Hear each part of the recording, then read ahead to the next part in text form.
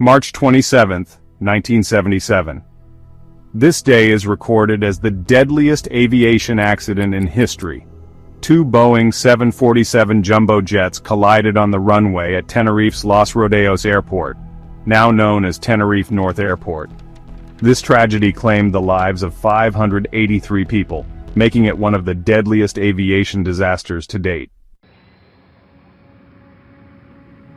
On that day, KLM Flight 4805 and Pan American Flight 1736 were diverted from Gran Canaria Airport to Tenerife due to a terrorist bomb explosion. This sudden change filled the small airport with aircraft, leading to chaos. Dense fog blanketed the runway, reducing visibility to nearly zero. Miscommunication between the flight crews and air traffic control laid the groundwork for this catastrophe.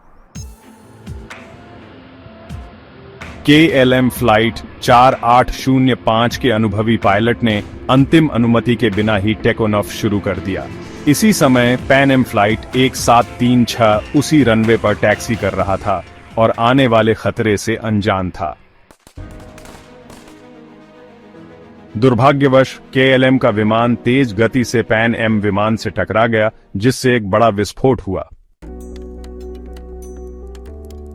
इस टक्कर में KLM विमान में सवार सभी 248 यात्रियों और चालक दल की मौत हो गई। पैन एम विमान में 396 यात्रियों में से 335 की जान चली गई, लेकिन 61 लोग किसी तरह इस भयानक आग से बचने में सफल रहे। जांचकर्ताओं ने पाया कि इस त्रासदी का कारण कई कारकों का मेल था। गलतफहमी, मानवीय त्रुटि और कोहरे के कारण दृश्यता की कमी।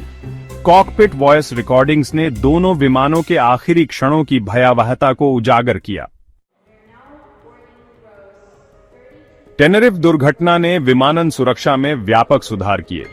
संचार प्रोटोकॉल को बेहतर बनाया गया, मानकीकृत शब्दावली का उपयोग शुरू हुआ और कॉकपिट रिसोर्स मैनेजमेंट में नई तकनीकों को अपनाया गया ताकि ऐसी त्रासदी दोबारा न हो।